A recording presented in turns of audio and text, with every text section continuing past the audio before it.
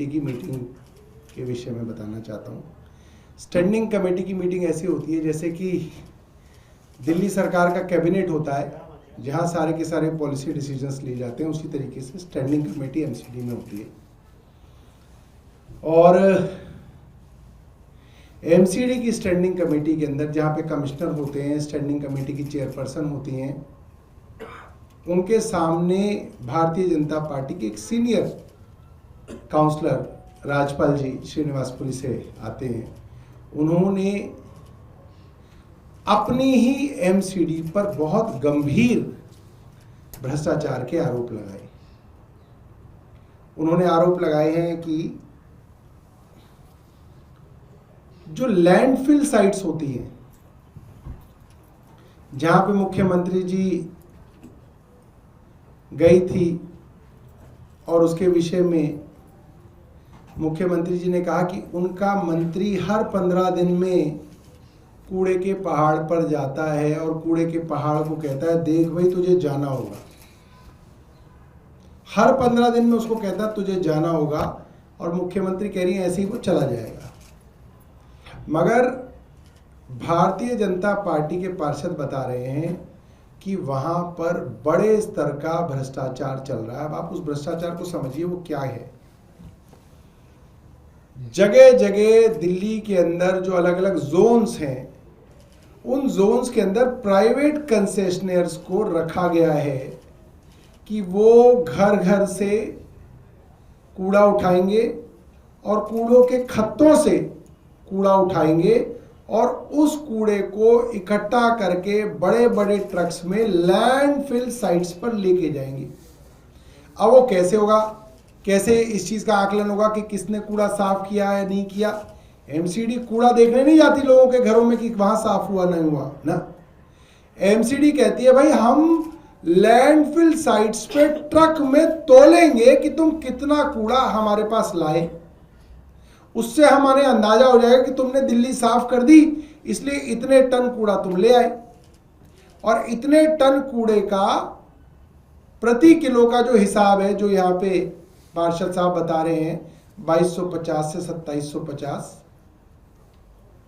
उसकी पेमेंट उस कूड़े की हो जाएगी।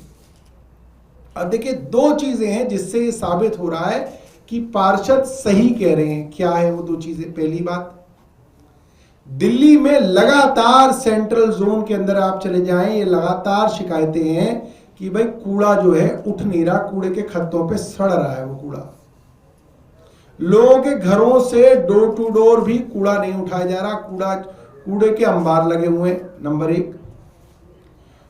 और दूसरा कि जो कंसेशनर है उसको लगातार कूड़े की पेमेंट हो रही है कि भाई तू लैंडफिल साइट पे कूड़ा ले आया, ले पेमेंट। तो इनके पार्षद ने बताया कि जहां लैंडफिल साइट्स है वहां पे नीचे कई जगह पर, तेखंड, ओखला और 2-3 जगह बताइए, वहां पर दिल्ली के कंस्ट्रक्शन साइट से निकाला हुआ मलबा लाया जा रहा है। मतलब मकान टूटता है तो मलबा इकट्ठा होता है और वहां पर ट्रक मलबा लोड करते हैं नीचे और मलबे को कूड़े के पहाड़ पे तुलवा कर पैसा ले लेते हैं।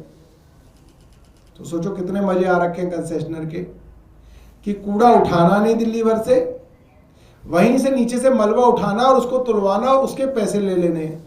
मलबा तो वैसे ही बहुत भारी होता है, कंस्ट्रक्शन वेस्ट, खूब पैसे कमाए जा रहे हैं, लूट हो रही है। तो ये वीडियो मैं आपको दिखाऊंगा, इसके अंदर आप इस लूट के विषय में खुद सुनिए।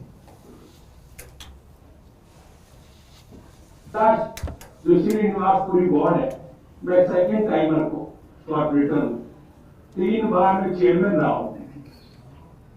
सेंट्रल जोन के अंदर जो सबसे बड़ा हमारा साउथ की लैंडफिल साइट है, उसके ऊपर एक बहुत बड़ा गैंग काम कर रहा है, एक गिरोह काम कर रहा है। दुनिया का मलबा डलवाया जाता है शाम को 5 पॉइंट आदमी ऑर्गेनाइज है, 5 पॉइंटों पे 300 रुपया देकर के वहां पर मलबा डाला जाता है और उस मलबे को शाम को वो लैंडफिल साइट पे पहुंचाया जाता है। उसका वेट और वजन होकर के 2400 से और 2700 रुपए रेट के टन के हिसाब से म्युनिसिपल कॉर्पोरेशन से उसकी पेमेंट की जाती है।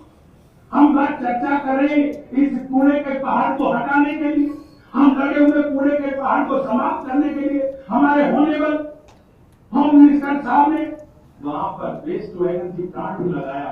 उसका इतना बड़ा पैसा एक पीपी मॉडल पे हमने स्थापित किया, लेकिन वो कूड़े का पहाड़ निरंतर बढ़ता था। उसका कारण ना उस पर कभी किसी ने इस पर चर्चा नहीं की, इसके ऊपर कोई गया ही नहीं कि ये जिंदगी में ये पहाड़ खत्म नहीं होगा, क्योंकि हमारी आउटपुट है 5% और हमारी इनपुट है 95%। ये पहाड़ तो चलते जाएंगे। देश में कंस्ट्रक्शन रुकेगी नहीं। दिल्ली कैपिटल है, हर आदमी चाहता है मेरा 1 मंजिला घर है, 4 मंजिला बन जाए, 3 को बेच लो, 1 में रहता। स्वार्थ की दुनिया ये चलेगा, लेकिन इसके ऊपर ब्रेक तो कहीं ना कहीं लगाना पड़ेगा। इसकी जांच तो करनी हो।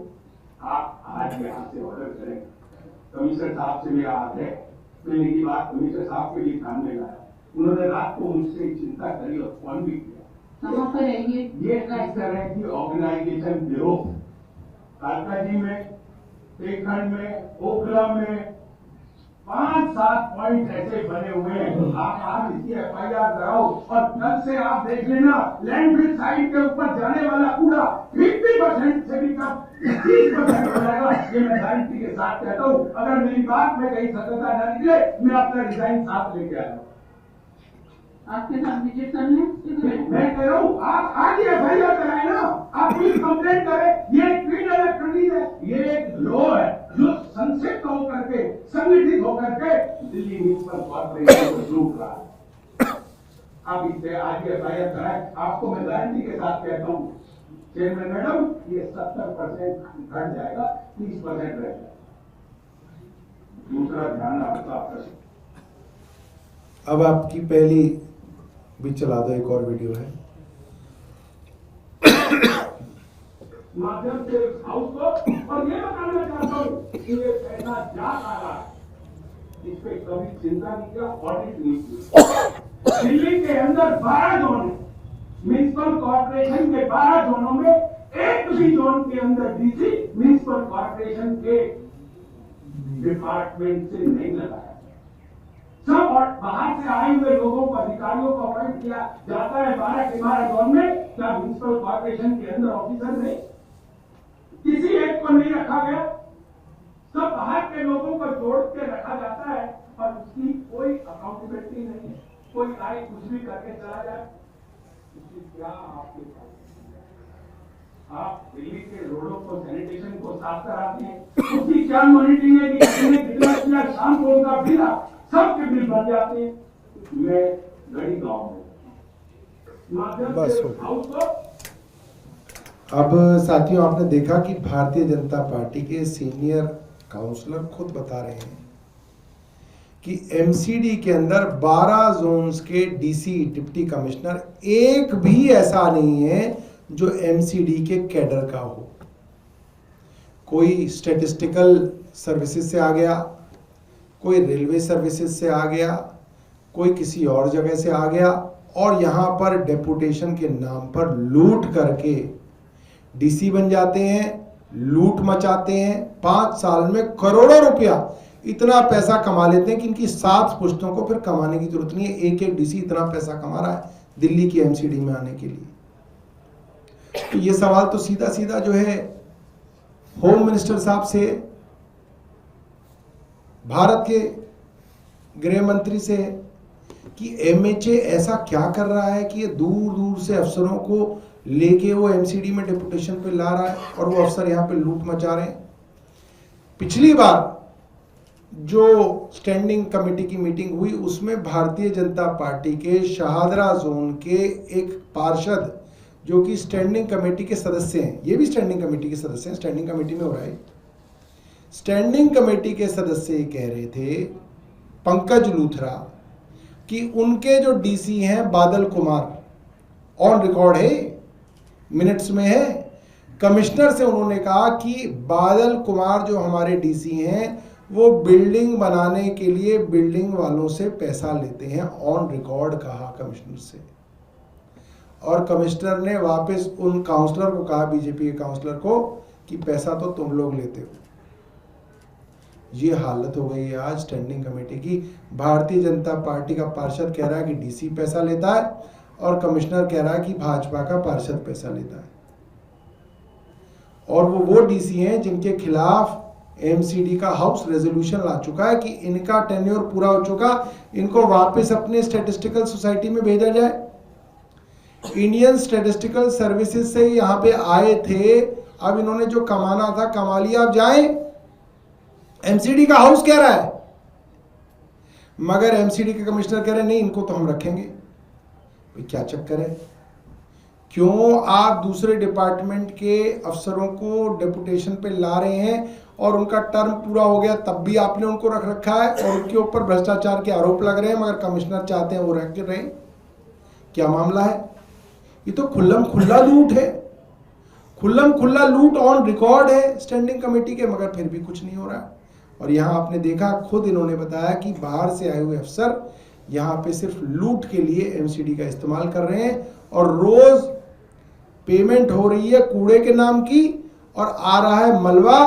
और हम ये पूछना चाहते हैं कि क्या एमसीडी कमिश्नर ने एफआईआर दर्ज कराई? स्टैंडिंग कमेटी में पार्षद बार बार कह रहे हैं कि आप एफआईआर दर्ज कराओ। एफआईआर दर्ज कराते ही कूड़े का वेट आधा रह जाएगा, जितना कूड़ा कलेक्शन हो रहा है वो आधा रह जाएगा, क्योंकि आधा उसके अंदर मलबा है, बिल्डिंग का, कंस्ट्रक्शन का मलबा है। तो हम जानना चाहते हैं भारतीय जनता पार्टी से, क्या आपके कमिश्नर ने उन माफियाओं के ऊपर एफआईआर दर्ज कराई या नहीं कराई? और नहीं कराई तो इसका मतलब ये है कि भारतीय जनता पार्टी के ऊपर से नीचे तक जो लोग एमसीडी संभाल रहे हैं वहाँ कुछ गड़बड़ी है। और कोई प्रश्न आपके पास हो? बहुत बहुत धन्यवाद।